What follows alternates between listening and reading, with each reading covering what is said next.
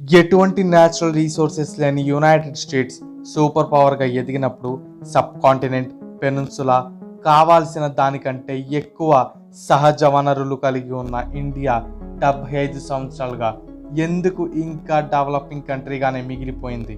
India మరియు America మధ్య ఉన్న డిఫరెన్సెస్ ఏంటి? 2050 కల్లా సూపర్ పవర్గా ఎదుగుతుంది అని ఎంతమంది అంటున్నారో అంతేమంది సూపర్ పవర్ కాదు కదా, శ్రీలంకలా మారుతుందని అంటున్నారు. సో ఈ వీడియోలో అమెరికాకి ఇండియాకి ఉన్న డిఫరెన్సెస్ ఏంటి, ఇండియా సూపర్ పవర్గా ఎదగడానికి పాసిబిలిటీస్ అసలు అవుతుందా లేదా తెలుసుకుందాం. ముందుగా ఇండియాకి శ్రీలంక సిచ్యువేషన్ వస్తుందా రాదా తెలుసుకుందాం. సెంట్రల్ గవర్నమెంట్ మీద ప్రజలు ప్రతిపక్షాలు తిరగబడ్డాయి. ఎప్పుడూ లేనంత విధంగా ఇన్ఫ్లేషన్ పెరిగింది, అన్ఎంప్లాయ్మెంట్ అండ్ రూపీ వాల్యూ తగ్గిపోయిందని. అయితే ఇదే విషయంపై రాహుల్ గాంధీ ట్వీట్స్ చేశారు. ఆల్సో పార్లమెంట్ అండ్ ప్రెస్ మీట్స్లో with facts and proofs discuss చేశారు. కానీ ఇండియా నిజంగా ఈ పొజిషన్లో ఉందా అన్నదే పాయింట్. రష్యా ఉక్రెయిన్ వార్ వల్ల ఇండియానే కాదు, పవర్ఫుల్ ఎకనామిక్స్ కలిగి ఉన్న చాలా కంట్రీస్ సేమ్ క్రైసిస్ని ఫేస్ చేస్తున్నాయి. కోవిడ్ కూడా దీనికి ఒక కారణం. రష్యా ఉక్రెయిన్ ఈ రెండు కంట్రీస్ కూడా గ్లోబల్ ఫుడ్ మార్కెట్లో మేజర్ రోల్ ప్లే చేస్తున్నాయి. మెయిన్గా wheat, corn, barley, sunflower oil and vegetable oil ఎక్స్పోర్ట్స్లో. సో వీటి ప్రైజెస్ అమాంతం పెరిగిపోయాయి, which has affected us more. ఇక శ్రీలంక విషయానికి వస్తే బ్రిటిష్ నుండి ఇండిపెండెన్స్ వచ్చిన నాటి నుండి ఈ రోజు వరకు, అంటే 1948 నుండి ఇప్పటి వరకు ఇప్పుడే శ్రీలంక అత్యంత వర్స్ట్ ఎకనామిక్ క్రైసిస్ అండ్ సిచ్యువేషన్ని ఫేస్ చేస్తుంది. ఈ కాన్సెప్ట్ మీద ఫుల్ వీడియో లింక్ డిస్క్రిప్షన్లో ఉంది, ఒకసారి ఈ వీడియో అయిపోయిన తర్వాత చెక్అవుట్ చేయండి. కానీ ఇండియాకి ఈ సిచ్యువేషన్ ఇంకా రాలేదు, రావడానికి ఛాన్సెస్ కూడా చాలా తక్కువ ఉన్నాయి. కోవిడ్ వల్ల ఇండియా జీడిపి 8.4% నుండి 6.4%కి తగ్గింది. యాక్చువల్ వాల్యూ 6.7% ఉండాలి.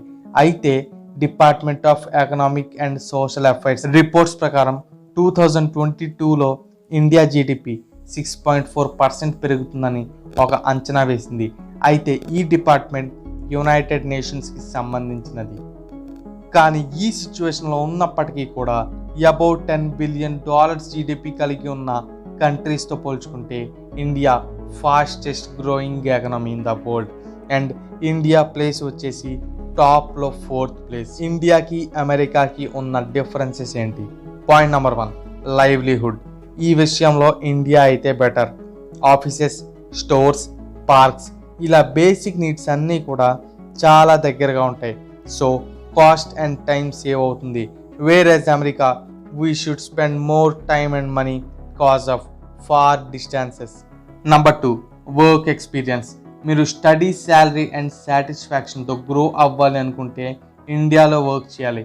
కానీ ఓన్లీ శాలరీ ఇంపార్టెంట్ అనుకుంటే అమెరికాలో వర్క్ చేయాలి. Number 3, area and population. అమెరికాలో ల్యాండ్ ఏరియా చాలా ఎక్కువ.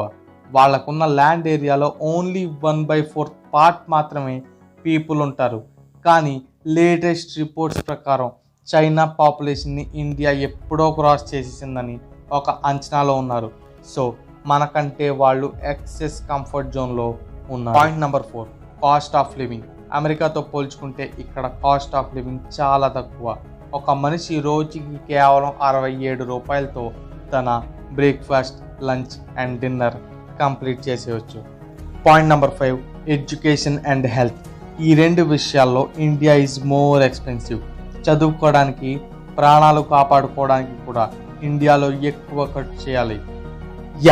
ఫ్రీ స్కూల్స్ అండ్ హాస్పిటల్స్ ఉన్నాయి, కానీ క్వాలిటీ అండ్ క్వాంటిటీ ఏ మాత్రం ప్రొవైడ్ చేస్తారన్నదే పాయింట్. కానీ అమెరికాలో ఎడ్యుకేషన్ ఫ్రీ, హెల్త్ కూడా దాదాపు ఫ్రీ లేకపోయినప్పటికీ కూడా వాళ్ళకి బిల్స్ అండ్ పేమెంట్స్ అన్నీ కూడా గవర్నమెంట్ పే చేస్తుంది. Government of India education and health sectors మీద ఇంకా ఎక్కువ దృష్టి పెడితే ఇండియా డెవలప్మెంట్ ఇంకా ర్యాపిడ్గా ఉంటుంది. Point number 6, power. ఇండియాలో పవర్ అప్పుడు కూడా పాలిటీషియన్స్ చేతుల్లో ఉంటుంది. కానీ అమెరికాలో పవర్ ఎప్పుడు కూడా బిలియనియర్స్ అండ్ కంపెనీ అధినేతల చేతుల్లో ఉంటుంది. మెయిన్గా ఫస్ట్ నుంచి కూడా అమెరికా ఒక ఇండిపెండెంట్ కంట్రీ.